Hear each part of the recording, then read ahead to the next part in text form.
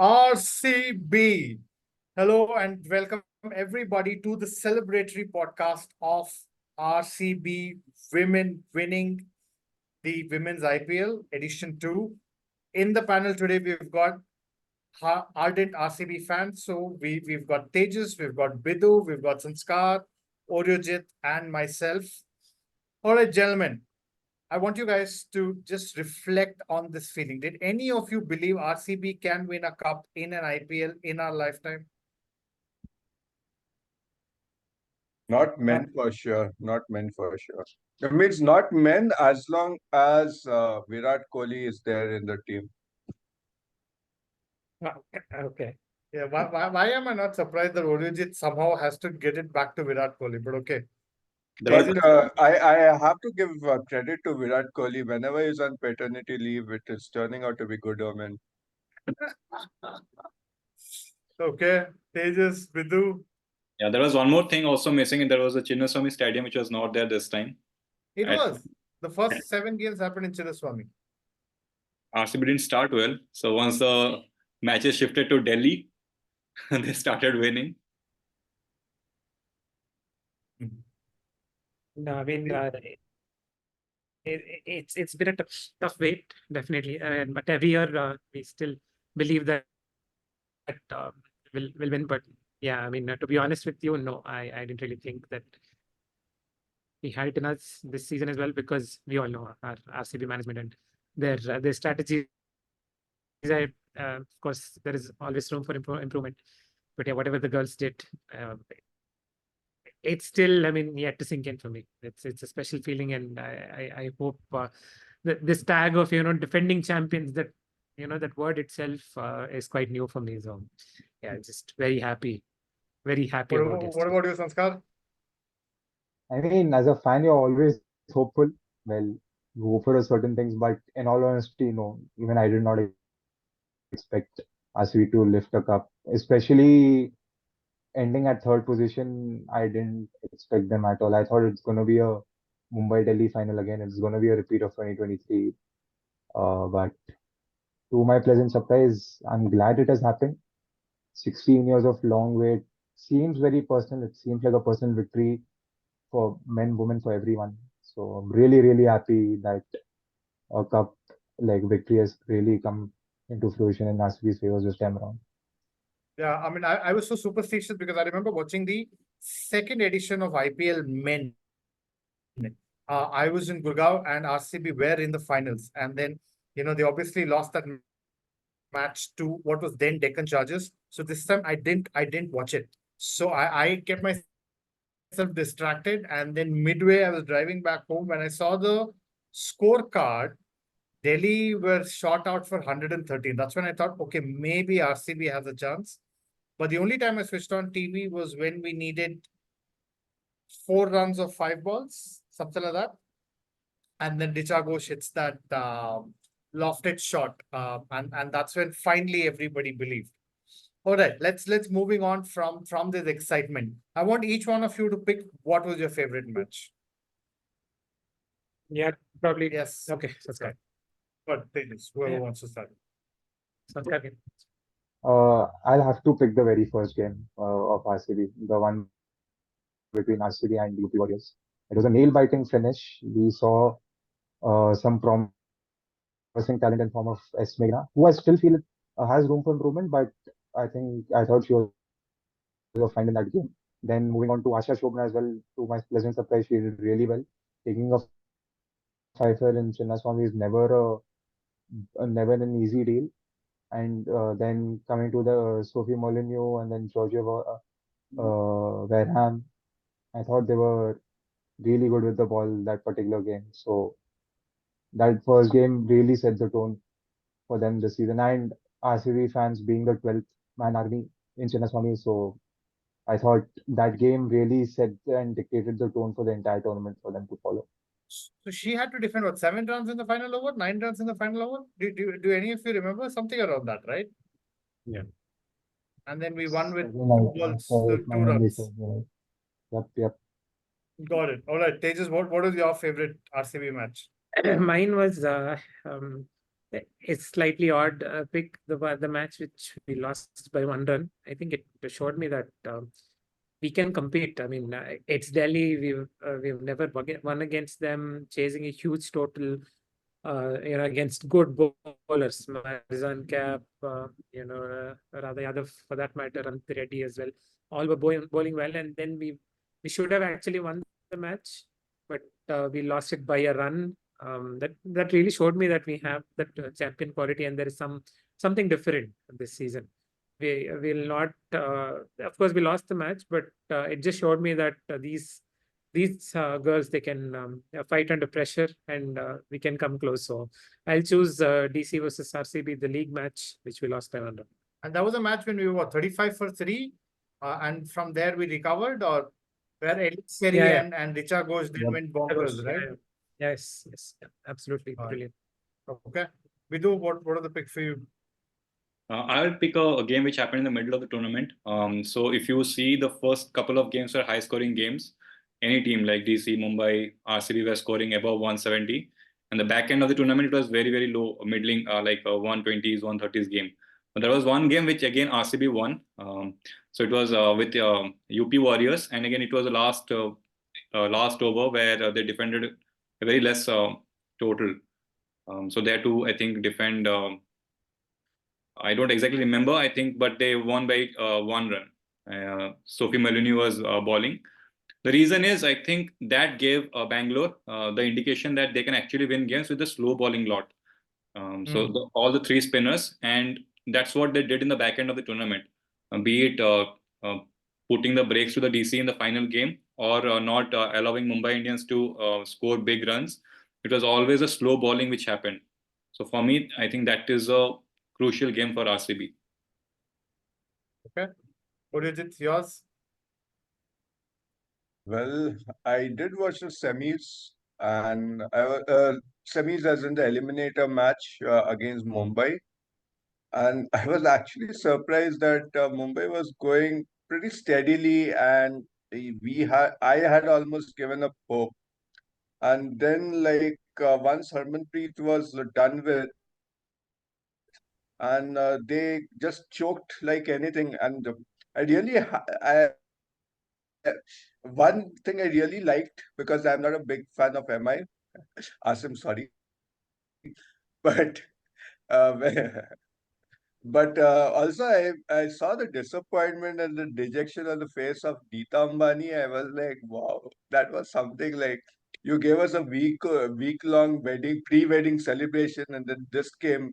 I was really happy that RCB girls had some reason to make us happy in the sad sorrow of the organizer of the I'm tournament. sure you didn't get the invite, did you? I would not have gone.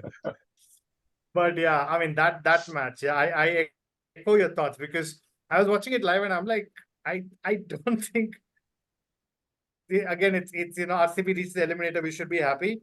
I definitely think Harmanpreet's wicket was the turning point. We should also give credit to Sophie Devine for that catch. She was on the boundary, and through the tournament, people have dropped some really dollies. So I think even in that match, right? It was somehow we got to 135, and that was thanks to Ellis Perry, and that last 6 by It should be Richa Ghosh.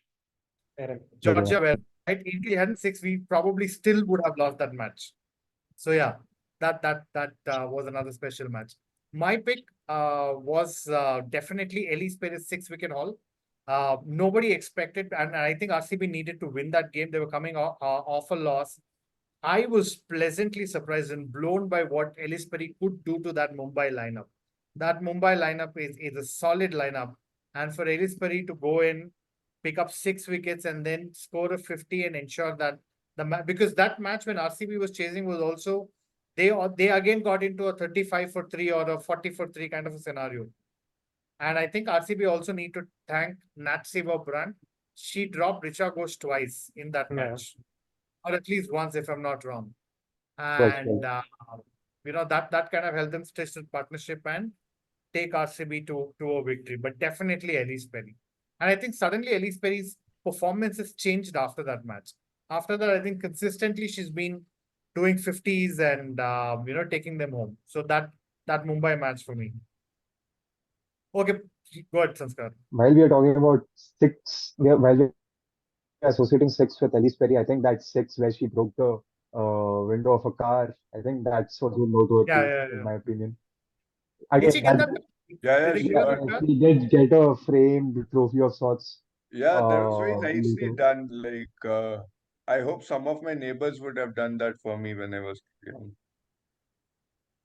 But I must say that even in this season, RCB have done RCB things, right? We never had a settled opening pair. Start. Good. Yeah, and I think the point that you are making, if you look at RCB as a team, they were very effective, but there was no one who was actually carrying the team through and through. The other two teams, DC and Mumbai, they had a lot of players who were carrying the team through, but RCB was just about doing well. And the thing that you mentioned about Elise Perry, when she plays for Australia, there are a lot of good players, and sometimes people forget that she is a champion player. But in RCB, she realized midway through that if not her, then RCB are not actually going anywhere close to the finish line. Richa Ghosh was trying, but she was falling short. Smriti Mandhana, I think, as per her standards, she had an average tournament as a opening batsman. Sophie Devine also got demoted after first couple of matches. So I think Elise Perry just stood up at the right time and just told the world that I can bowl, I can bat, I'm still 33 and a couple of more good seasons ahead of her. Yeah, Arijit, you're on mute.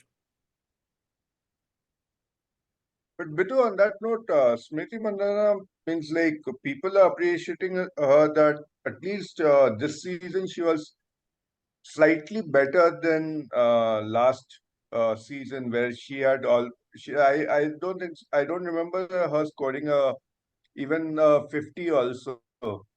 So a lot of people gave means like people were appreciating her innings.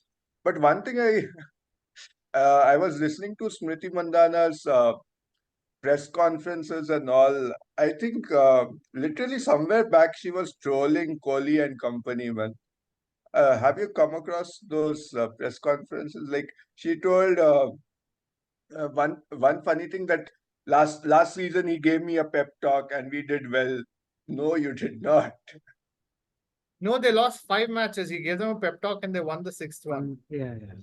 Oh, She has Yeah. 188 in 15 overs, and that's what saved them from. That's what became the difference between them finishing with wooden spoon and them finishing penultimate. okay. So just coming back, right, to again, we didn't have a settled opening pair. Started with Sophie Devine, then it became Shabinai Meghana, then it became Sophie Molyneux, and then I think in the finals it went back to Devine. But There I mean, was even Disha Prasad, if I remember correctly, sorry, for who? one or two Vishaka? games. She This came is one down in the no, semis. number 3. Yeah. Okay, bye bye. She came one down in the semis. But yeah, I mean, everybody was going up and down the order. A lot of things happening. But yeah, I mean, we are still surprised, but we have to now believe that RCB has a trophy. Now, on that note, each one of you, I need you guys to pick who are you most impressed with? Yes. Go ahead, Sanskar. The most obvious pick I think is going to be Elise Perry, so I'm not going to go with that name. I am going to go with Richa Ghosh. Like, so even last year and this year when I saw them planning the team even during auctions last year, a part of me was rooting that RCB should pick Richa Ghosh because I see some serious potential in her as a future finisher. Of course, she didn't punch above her weight last year for obvious reasons. She was starting off. She was yet a promising talent, and I'm really, really happy that she took it upon herself to finish games this season. And my oh my, she has played some really impactful knocks this year, and I'm really, really, really happy that she has come to the fore along with Sophie Molyneux, of course, Elise Perry, and even Smriti Mandhana in the first half of the tournament. She did have orange cap on her head, so you can credit many players, but I think uh, Richa Ghosh, I was really rooting for her, and I'm mighty impressed and mighty happy for her. Show like punching above her weight and showing her true character. Yeah, Tejas. Yeah, I mean, we can all agree that Elise Perry was next level. I think, yeah, we can all pick her and keep her aside. She's phenomenal.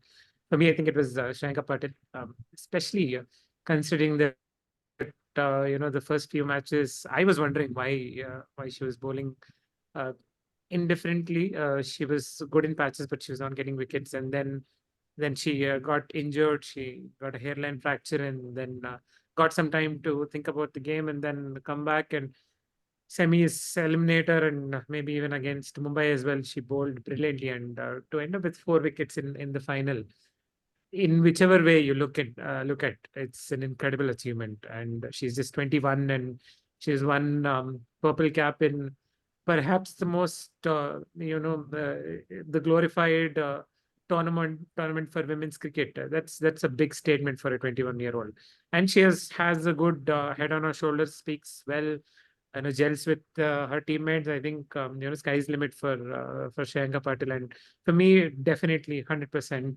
it's Shriyanka Patil. Apparently, I was just watching some video of hers with Mr. Nag. She's the first Indian to play in CPL. I don't know. Yes, yeah. I caught a glimpse of it. I was, watching a few YouTube videos couple of months ago where she has taken some four wickets in an innings. So, of course, a long way to go for her, but I think she's rated as one of the most intelligent spinners in India, not just in Karnataka. So that's a huge, accolade for her.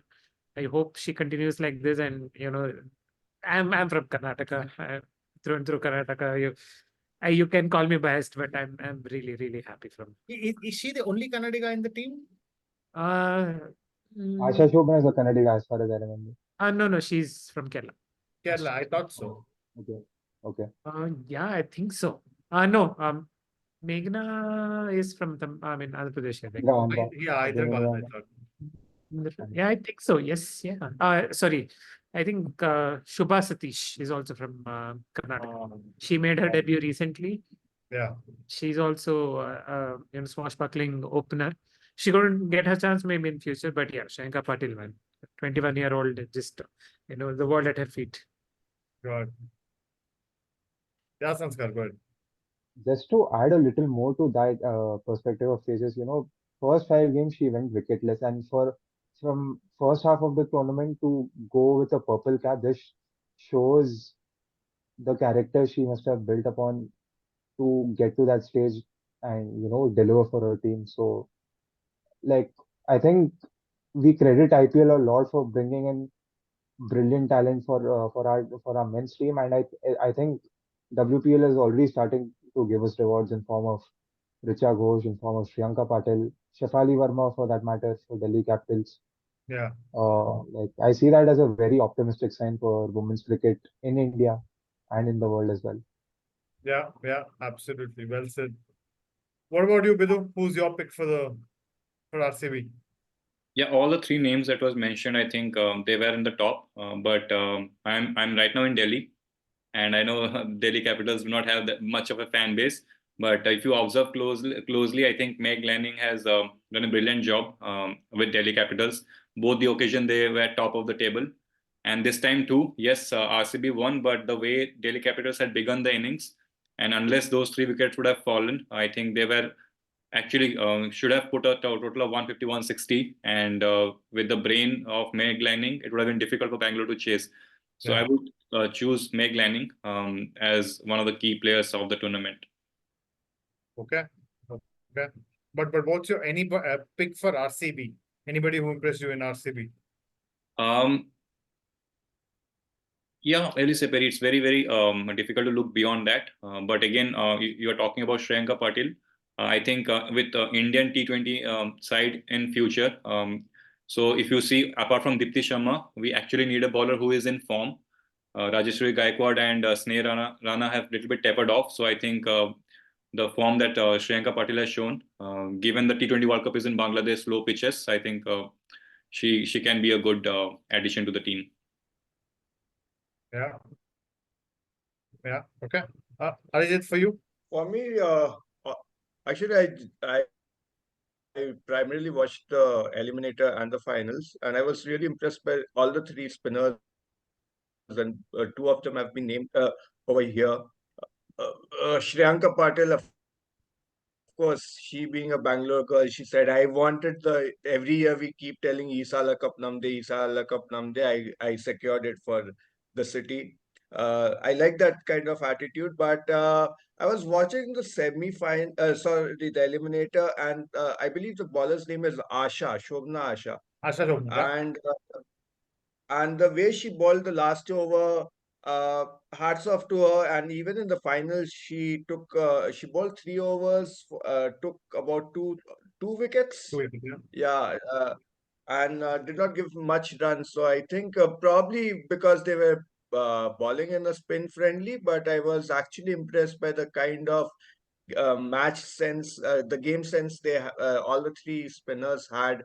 And special could mention of Smriti Mandhana, the captain, like she did not lose hope during the entire course of the tournament. Yes, to be appropriate, during the entire course of the tournament, she did not lose hope and has made an entire city happy. I'm just wondering why, like when England won Ashes in 2005, there was like an open top bus celebration. I don't know if they're going to do this for RCB in Bangalore, because this is the Slightly first hard. time a franchise has won after what, 17 years. And if you listen They to might Peter tomorrow. and others, nobody's giving the men a chance this time. So this might be the only cup at the moment. I mean, I RCB would unbox look is forward happening to tomorrow. it. I would definitely look forward to it if they organize one. Yeah, if people haven't thought about it, please, I No, think I you have to ensure that there's a celebration for I the think there women. is an unboxing event tomorrow, right? I think they'll 19th, yeah, have 19th something there's planned. an unboxing. Yeah, I think definitely. Uh, That's when they're well, going to change. They might change the name. No, they will change the name to Bengaluru. Yeah. Long, Sorry, good. no, long due. But Yeah, tell yeah. me one thing, are they going to change Sala Cup Namdu this time? Because they have come with a new tagline, Artha Aitha. No, that was never the tagline, no? That was never the official tagline, just as fans who, I don't know who started it. I mean, it's quite common, at least it's a common kind of slang whenever we sing, but yeah, it just. But they can continue with ESCN, no? Because now it's Sala Cup Namdu. It's done. We've got it. Yeah. Men or women doesn't matter, no? The team's got it. Yes. But I just want to quickly say that for me, it was Georgia Wareham. I think she's an all-round package, brilliant bowler. And I think lower down the order, there were some matches where she came in and she scored like a 35 or a quick fire 20. And I definitely think she has great potential. And I think in the auction this time, RCB got some things right, which is basically investing in Sophie Molyneux and Georgia Wareham. And they probably were the difference. And they let go of Heather Knight.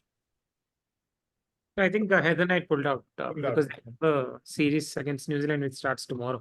So Got it. Suraj, I have one question Yeah. for you and the rest of the panelists. What is the one thing the men should learn from the women of RCB? So there are three things. There's no one thing. See what happened. You took Chinnaswamy Stadium out of the equation. You borrowed everything from the CSK team, not from the RCB team. So a team from South choking the opposition with slow bowlers is not Bangalore, it is always Chennai. You purchased spinners in the auction, not selling off Yuzvendra Chahal to someone else. And you definitely invested on an Australian rather than a South African. Yeah. In the finals, the Australians are the ones who keep their temperament intact. yeah, we do have a couple of Aussies in the squad this time. Green and Maxwell. So, but just on that note, I think there are a lot of similarities with the men's team. The women's team did not have, other than Elise Perry and Sophie Devine, this time they did not have a lot of big names. But I think they were more all-rounders who kind of contributed, which even the men's team has. It's got Green, it's got Maxi. So hopefully the all-rounders can contribute. Suraj, with all due respect to you, telling Maxi and Green are not big names is No, I said the women did not have a lot of big names other than Elise Perry and Sophie Devine. but they had a good amount of Indian talent also. That's the other point, right? I think that their core, their bowlers were primarily Indian because last time they had Megan Shoot, who was not there this time. So this time, if you look at the bowling, it was all pretty much Indian. Shanka Patil, Asha Shobna, Renuka Singh Thakur, and then of course the spinners were the foreigners and Elise Perry. But yeah, I'm glad you brought that point up, Suraj, because when you see from men's perspective, RCB has never backed like a big gun Indian player apart from Virat Kohli. Like to give you a perspective, Virat Kohli, of course, is the highest run scorer of all IPL, and the second most runs scored by an RCBN in RCB colors is Devdutt Padikkal, who scored about 889 runs if my memory serves me right. And then Yeah. third comes Dravid, which was in the first 3 seasons of IPL. but So that gives you a perspective of how lagged behind we were, at least as far as Indian talent is concerned. Even in 2018, we thought that KL Rahul, who was back then world number 4 in T20 rankings, wasn't worthy of 11.5 CR, and we happily gave it to Punjab. We opted to use our RTM card on a certain Pavan Negi or Sarfaraz Khan, ensure for 11.5 CR KL but Rahul. this time I think they've invested in Then Indian it- bowlers. Siraj, Akashdeep, Vijay Kumar Vaishak. Then there is Mayank Dagar, and then there's somebody else. Himanshu Varma. Manju I Sharma. think there are quite a few. Yeah.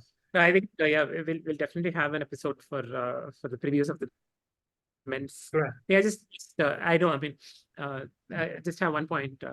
I know RCB women have won. I mean, it's our franchise and all those things. I mean, I'll probably stay away from saying that okay, they'll teach men's team something, or men's team should learn something from inspiration is fine, but we can still celebrate the victory of the women's team by not mentioning men's team. Again, if there is a shadow of men's team over a women's team, then what's the whole point? Yeah, we'll just enjoy the victory, and then look forward to an amazing tournament in a week's So time. lesson for Oreo, don't be like Ravi Shastri in the women's. No, I mean, nothing in particular. It's just that since yesterday, what I've seen is okay. Men's team should learn something from WPL, from the women's team. No, I mean, let's celebrate women. No, it's a fantastic achievement. Let's So celebrate women. there's an- Tejas. I don't want to make it look like a Republic news channel, but the thing is that we are celebrating the women. That's See, appropriate. one thing what even Sanskar pointed out in his analysis of Virat Kohli and all that. We had a captain who was who kept the team intact, was not very dominating, and they ensured that they win irrespective of the form. They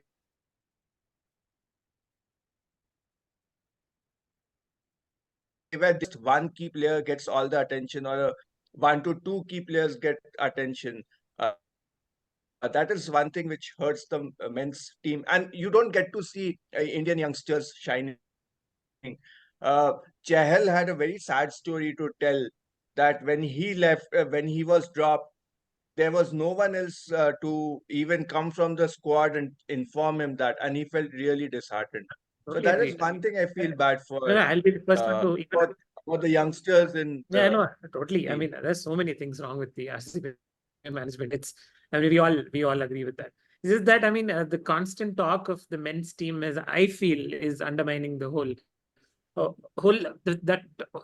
celebratory feeling of winning a trophy after 16 years. So I'm just glad that the women's have won. The men's, they can do whatever they want. There's just 2 more months for that. But I'm just happy that women's have made it. We should definitely do another podcast to discuss about the men's team. Yeah, definitely. Yeah. So we before we end the podcast, I think if all of us can say in unison, Sala Cup Namdu. Okay, 1, 2, 3. Sala Cup Namdu. Namdu. Nice. All right, gentlemen, thank you. On that note, we're ending the show. We will be back to do another podcast on the men's IPL. But thanks for watching.